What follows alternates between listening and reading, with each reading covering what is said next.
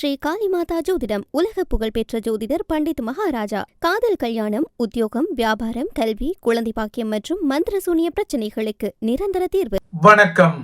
செய்தி வீச்சு உங்களை வரவேற்றுக் கொள்கிறது.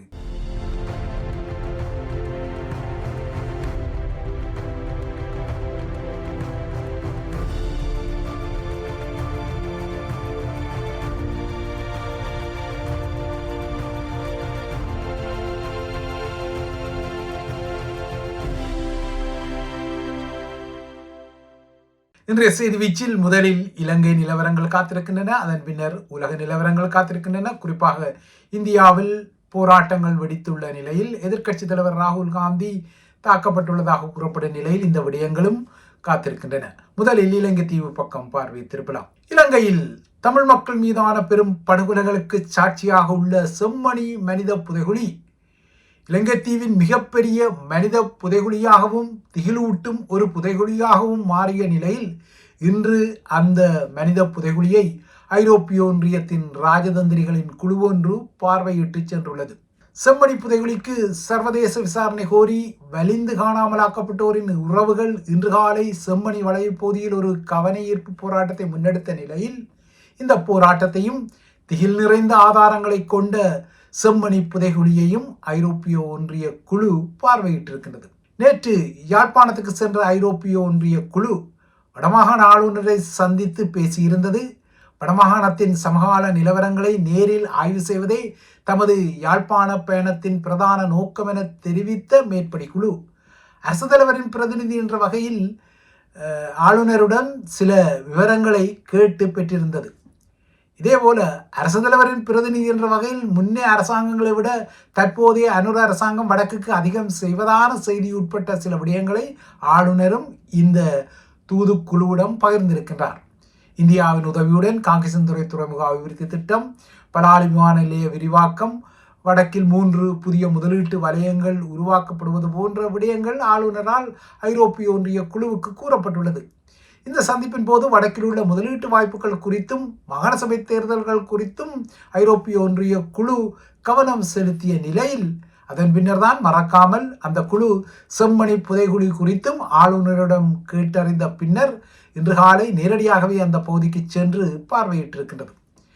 கடந்த ஞாயிறன்று இந்த திகில் நிறைந்த செம்மணி புதைகுழியில் கால்கள் மடித்து தலை சற்று மேலே நோக்கியபடி அமர்ந்த நிலையில் காணப்பட்ட ஒரு புதிய திகில் கோல எலும்புக்கூடு வெளிப்பட்ட நிலையில் அந்த திகில் கோல எலும்புக்கூட்டை இன்று நேரடியாக ஐரோப்பிய குழு பார்வையிட்டதோ தெரியாது. ஆனால் அவர்கள் இந்த திகில் கோல எலும்புக்கூட்டை பார்வையிட்டார்களோ இல்லையோ, இந்த கோலம் உட்பட்ட பல திகில் கோலங்களை வெளிப்படுத்தி கொள்ளும் செம்மணிக்கு பொறுப்பு கூறப்படும் நகர்வுகள் ஏதும் இல்லாமல் இலங்கை தீவுக்கு அடுத்த வருடம் மீண்டும் ஐரோப்பிய ஒன்றியம் தனது GSP+ எனப்படும் வரிச்சலுகையை வழங்கி கொண்டால், இல்லை என்றால் அதற்கு ஏதுவான நகர்வுகள் எடுத்துக்கொண்டால், இன்று ஐரோப்பிய ஒன்றிய குழு செம்மணியில் பார்வையிட்ட அந்த பயணத்தின் பெறுபேறுகள் ஒரு மெல்லினமான பெறுபேறுகளாக மாறக்கூடும் என்பதன் நிதர்சனம். கடந்த ஞாயிறன்று செம்மணியில் வெளிப்பட்ட திகில்நிலை எலும்பு கூட்டுக்குரியவர் ஆணோ அல்லது பெண்ணோ தெரியாது. ஆனால் அந்த எலும்பு கூட்டுக்குரியவர் உயிர் நிலை இருப்பை கொண்டிருந்த இறுதி கணத்தில் எப்படி இருந்திருப்பார் என்பதை அந்த எலும்புக்கூடு மேல் நோக்கி பார்வையிடும் பாணியில் இருப்பதே அந்த குரூர கதையை சொல்லாமல் சொல்லிக் கொள்கின்றது. குழியொன்றில் புதைக்கப்பட்ட இறுதி கணத்தில் இந்த எலும்புக்கூட்டுக்குரியவர் குற்றியுயிருடன் இல்லை என்றால் உயிருடன் இருந்திருந்தால் குழிகளுக்கு மேலே நடமாடிய தனது கொலையாளிகள் குறித்த தனது இறுதி பார்வையிடலை பார்ப்பதற்காக, இல்லை என்றால் தன் மீது அவர்கள் மண்ணை குழிக்குள் போடுவதை பார்க்கும் வகையில் அண்ணாந்து பார்த்து மூச்சு திணறி இழந்திருக்கக்கூடிய சாத்தியக்கூறுகள் எல்லாம் இந்த திகில் கோலம் சாட்சியப்படுத்திக் கொள்கின்றது. இதுவரை 454 முழுமையான மனித எச்சங்களை இந்த செம்மணி புதைகுழி வெளிப்படுத்தி இருக்கின்றது. இன்னமும் தோண்ட தோண்ட அங்கு எலும்புக்கூடுகள் வெளிப்பட்டு வருகின்றன. இப்போது இந்த புதைகுழியிலிருந்து மண்டையோடுகள் இல்லாத முண்ட எலும்புக்கூடுகளும் அடையாளம் காணப்பட்டுள்ளன. நேற்று அவை வெளிப்பட்டுள்ளன. இவையெல்லாம் செம்மணியை மையப்படுத்திய புதிய திகிலாக வந்துள்ள நிலையில் வலிந்து காணாமலாக்கப்பட்டவர்களின் உறவினர்கள் இன்றும் தமது போராட்டத்தில் கோரிக்கொண்டது போல செம்மணி புதைகுழிக்கு சர்வதேச விசாரணை தான் உறுதியாகவும் அறுதியாகவும் தேவை என்பதில் யாருக்கும் மாற்று கருத்துக்கள் இருக்க முடியாது.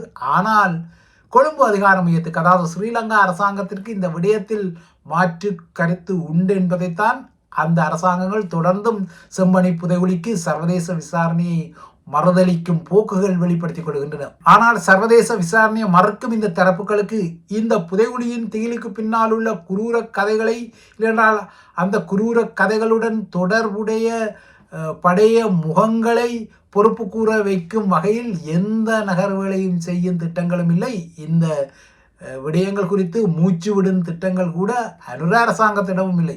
இதனால் தான் குழந்தைகள், பெண்கள், ஆண்கள், இல்லை என்றால் தாயை அணைத்தபடி உள்ள சிறார்களின் எலும்புக்கூடுகள் என பல பல எச்சங்கள் வெளிப்பட்டாலும் இந்த செம்மணி புதைகுழி அகழ்வை வெறும் எலும்புக்கூடுகளை அகழ்ந்து எடுக்கும் ஒரு நகர்வாகத்தான் தெற்கு நோக்கிக் கொள்வது தெரிகின்றது. இந்த நிலையில் ஐரோப்பிய ஒன்றிய தூதுக்குழுவின் பயணத்தின் பின்னணியில் தமிழரசு கட்சியின் பதில் தலைவர் CVK சிவஞானமும் அந்த குழுவை சந்தித்திருக்கின்றார்.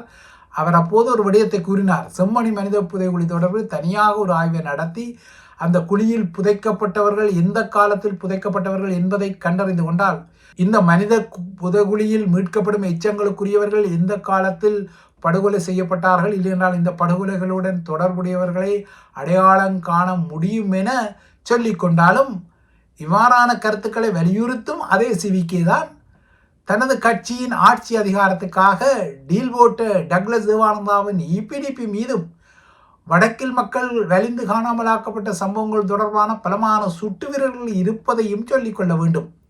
வடக்கில் செம்மணி போன்ற கொதிநிலை விடயங்கள் இருக்க கிழக்கில் கன்னியாவென்னூர் பகுதியில் எந்த ஒரு புதிய கட்டுமானமும் செய்யக்கூடாதென திருகோணமலை மேல் நீதிமன்றம் மிக தெளிவான உத்தரவை பிறப்பித்த நிலையில் நீதிமன்ற தீர்ப்பை மதிக்காமல் அங்கு புராதன பிள்ளையார் கோயில் இடிபாடுகள் உள்ள நிலத்தை ஆக்கிரமித்து பௌத்த விகாரை ஒன்றை கட்டும் பணிகள் தற்போது தீவிரமாக நடப்பதான செய்திகளும் வந்திருக்கின்றன. முன்னர் இந்த விடயத்தில் கொஞ்சம் குரல் கொடுத்த அருண் ஹேமச்சந்திர போன்ற முகங்கள் இப்போது அனுர அரசின் பிரதி அமைச்சராக உள்ள நிலையில் அவர் இந்த புதிய கட்டுமானங்கள் குறித்த விடயத்தில் ஒளித்தோடி திரிவதும் தெரிகின்றது. இந்த விடயத்தில் வெள்ளையாக உள்ளவன் பொய் சொல்ல மாட்டான் என்பது போல தெற்கின் சில பத்தி எழுத்தாளர்கள் கன்னியாவில் இடம்பெறும் இந்த பௌத்த சமய நடவடிக்கைகளால் இலங்கை தீவின் நல்லிணக்கத்திற்கு எந்த தடையும் ஏற்படாதென சொல்லி இந்த இடத்தை ஒரு புராதன பௌத்த தலமாகவும் அன்றாத காலத்தில் இங்கு பௌத்தம் இருந்தமைக்கான தொல்பொருள் ஆதாரங்கள் எல்லாம் இங்கு இருப்பதான கதைகளை வலிந்து எழுதி கொள்கிறார்கள். 2009 பின்னர் இந்த வெந்நீர் ஊற்றுக்கு அருகில் பௌத்த சிலைகளும் ஒரு ஸ்தூபியும் எழுப்பப்பட்ட நிலையில் பௌத்தர்கள் அந்த இடத்தின் பௌத்த பாரம்பரியத்தை மீட்டெடுத்து வரும் நகர்வுகளாகத்தான் இந்த தென்னிலங்கை பத்தியாளர்களின் ஒத்தோடித்தனம் உள்ளது. இராவணன் தனது தாயின் மரணத்தின் போது கன்னியா ஊற்றில் தர்ப்பணம் செய்தமை ஒரு கட்டுக்கதை எனவும் யாழ்ப்பாண ராஜ்யத்தின் ஆரம்ப காலம் வரையே இந்த கட்டுக்கதை இருந்ததாகவும் இவை நம்ப முடியாத மிகவும் கட்டுக்கதையான புனைவுகளாக உள்ளதாகவும் இந்த பத்தியாளர்கள் சொல்லிக் கொள்கின்றார்கள். ஆனால் இதே பத்தியாளர்கள் அனுராதபுர காலத்தைச் சேர்ந்த ஒரு பௌத்த மத கட்டிட வளாகம் இந்த இடத்தில் இருந்ததாக உறுதியாக கூற முடியும் எனவும் முன்னர் பிள்ளையார் கோயிலும் சிவன் கோயிலை கொண்ட இந்த இடம் முன்னே பௌத்த மடாலய இடம் என்றும் சொல்லிக் கொள்கின்றனர். இந்த இடத்தில் உள்ள சதுப்பு நிலப்பகுதி மடாலய வளாகத்தில் முன்னர் பௌத்த பயன்பாட்டிற்காக கட்டப்பட்ட ஒரு நீராடும் குளமாக இருந்திருக்கலாம் எனவும் இலங்கைக்கு பௌத்தத்தை கொண்டு சென்ற பௌத்த தேரர் ஆன மகிந்தர் இந்த வெந்நீர் ஊற்றில் குளித்து இந்த இடத்தில் நோயிலிருந்து குணமடைந்ததாகவும் இந்த இடம் நோய்வாய்ப்பட்ட துறவுகளுக்காக சிகிச்சை அளிக்கும் ஒரு வெந்நீர் ஊற்று இடம் என்றும் கதைகள் ஏராளமாக கட்டியடிக்கப்படுகின்றன.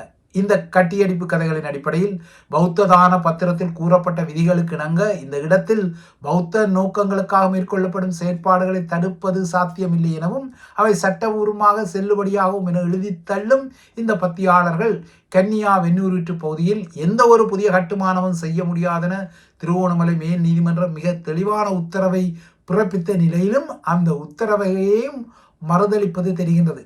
இப்போது இந்த நிர்மாணங்கள் கன்னியா வெந்நூரூற்று பகுதியில் இடம்பெறுவது சிஸ்டம் சேஞ்ச் அரசாங்கத்தின் சிஸ்டம் சேஞ்ச் ஆகாத சில சிஸ்டங்களை பட்டவர்த்தனமாக வெளிப்படுத்தியுள்ளது. இவை இலங்கை விடயங்கள். அடுத்து இந்திய செய்திகளை நோக்கினார். மூக்கில் இரத்தம் வழிந்த நிலையிலும் ஒரு காலில் மட்டும் பாதணியுடன் நடந்து சென்ற நிலையிலும் இந்தியாவின் எதிர்க்கட்சித் தலைவர் ராகுல் காந்தி தென்பட்ட காட்சிகள் இந்திய அரசியலில் பரபரப்பை ஏற்படுத்தியுள்ளன. இந்தியாவின் பாஜகவின் மத்திய கல்வித்துறை அமைச்சர் தர்மேந்திர பிரதான் பதவி விலக வேண்டும் என்ற கோரிக்கையுடன் டெல்லியில் கரப்பான்பூச்சி ஜனதா கட்சி என்ற புதிய எழுச்சிக்குரிய அரசியல் கட்சி நாடாளுமன்றத்தை முற்றுகையிட்டு பேரணிகளை நடத்திய நிலையில் இந்த பேரணி மீது டெல்லி காவல்துறை நடத்திய தாக்குதலை கண்டித்து ராகுல் காந்தி இந்த போராட்டத்தை நடத்திய நிலையில் இந்த போராட்டத்தை அவர் மட்டுமல்ல அவரது சகோதரியான பிரியங்கா காந்தி, சமாஜ்வாதி கட்சி தலைவர் அகிலேஷ் யாதவ் உட்பட்டவர்கள் நடத்திய நிலையில் அவர்கள் அனைவரையும் வலுக்கட்டாயமாக இழுத்துச் சென்ற டெல்லி காவல்துறை அவர்களை கைது செய்த போதுதான் ராகுல் காந்தியின் மூக்கிலிருந்தும் கண்ணருகிலிருந்தும் இரத்தம் கசிந்தவை பரபரப்பை ஏற்படுத்தி இருக்கிறது. பல மணி நேரம் கழித்து நேற்றிரவு அவர்கள் அனைவரும் விடுவிக்கப்பட்ட போது ராகுல் காந்தி ஒரு காலில் மட்டுமே பாதணி அணிந்திருந்த நிலையில் நடந்து சென்ற காட்சி பாஜக அரசாங்கத்திற்கு நெருக்கடியாக வந்துள்ளது. இந்த கரப்பான் பூச்சி கட்சியின் போராட்டம் காரணமாக டெல்லியில் பரபரப்பு நிலவுகின்றது. இந்த போராட்டத்தை மையப்படுத்தி எதிர்க்கட்சிகளும் நாடாளுமன்றத்துக்குள் தொடர் அமளிகளை செய்ததால் நாடாளுமன்றத்தின் 2 அவைகளும் 2 நாட்களாக முடங்கி இருந்தன. இன்றும் டெல்லியில் பரபரப்பு நிலை வருகின்றது.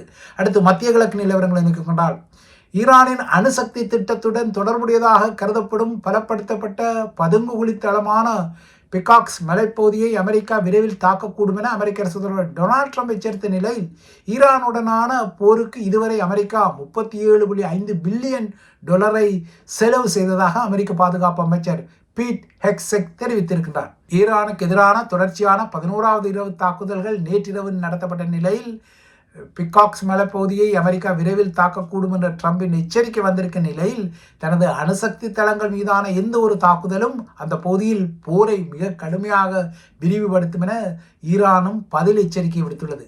இன்றும் ஈரானிய வான்வழி தாக்குதல்கள் மத்திய கிழக்கு நாடுகள் மீது நடத்தப்பட்டுள்ளன. குறிப்பாக குவைத், பஹ்ரைன் மற்றும் ஜோர்தான் ஆகிய நாடுகள் ஈரானிய வான்வழி தாக்குதல்களை முறியடிக்கும் வகையில் தமது பதிலடி தாக்குதல்கள் இடம்பெற்றதாக தெரிவித்துள்ளன. இதற்கிடையே ஏமனில் உள்ள ஈரான் ஆதரவு ஹவுத்தி படைகள் செங்கடலை பயன்படுத்துவதை தவிர்க்குமாறு சவுதி கப்பல்களுக்கு எச்சரிக்கை விடுத்த நிலையில் சவுதி அரேபியா மீது கடற்படை முற்றுகையை ஹவுத்திகள் பிரகடனப்படுத்திய நிலையில் இப்போது செங்கடல் பகுதியில் சவுதி அரேபியாவின் எண்ணெய் விற்பனை நிலையம் சவாலுக்கு உள்ளாகியுள்ளது. நேற்று சவுதி அரேபியாவின் செங்கடல் துறைமுகமான ஜான்பூவில் சீனா மற்றும் இந்தியாவுக்கு மசகு எண்ணெயை ஏற்றிய கப்பல்கள் பாப் அல் மண்டாப் வழியாக செல்லாமல் அதற்கு பதிலாக சுயஸ் கால்வாயை நோக்கி தங்கள் பயணத்தை மேற்கொள்வது தெரிகின்றது. ஆகையால் இப்போது மத்திய கிழக்கு நிலவரங்கள் செங்கடல் பகுதியிலும் தீவிரமடைகின்றன. ஏற்கனவே ஹோர்முஸ் நீரிணை மூடப்பட்டுள்ள நிலையில் இந்த சிக்கல்கள் வருகின்றன. இறுதியாக உக்ரைனிய நிலவரங்களை நோக்கி கொண்டால் கடுமையான போராட்டங்களை தொடர்ந்து உக்ரைனிய இராணுவ தளபதியை அரசு தலைவர் விளாடிமிர் ஜெலன்ஸ்கி பதவி நீக்கம் செய்துள்ளார். பாதுகாப்பு அமைச்சர் நீக்கப்பட்டமைக்கு எதிராக பல நாட்களாக போராட்டங்கள் இடம்பெற்று வரும் நிலையில் உக்ரைனிய அரசு தலைவர் விளாடிமிர் ஜெலன்ஸ்கி நாட்டின் இராணுவ தளபதி ஜெனரல் அலெக்சாண்டர் சிர்ஸ்கியை பதவி நீக்கம் செய்துள்ளார். சிர்ஸ்கிக்கும் பாதுகாப்பு அமைச்சருக்கும் இடையிலான முரண்பாடுகள் தான் பாதுகாப்பு அமைச்சரை கடந்த வாரம் பதவி நீக்கம் செய்ய வைக்கப்பட்ட நிலையில் இப்போது இராணுவ தளபதியையும் ஜெலன்ஸ்கி பதவி நீக்கம் செய்திருக்கிறார். ரஷ்யாவுக்கு எதிரான போரில் உக்ரைனிய இராணுவ தலைமை மிகவும் சிக்கலான ஒரு நிலைமையில் இருப்பதை இந்த அடுத்தடுத்து பதவி நீக்கங்கள் வெளிப்படுத்தியுள்ளன. இவைதான் ஐபிசி தமிழின் செய்தி வீச்சு. தொடர்ந்தும் ஐபிசி தமிழுடன் இணைந்திருங்கள்.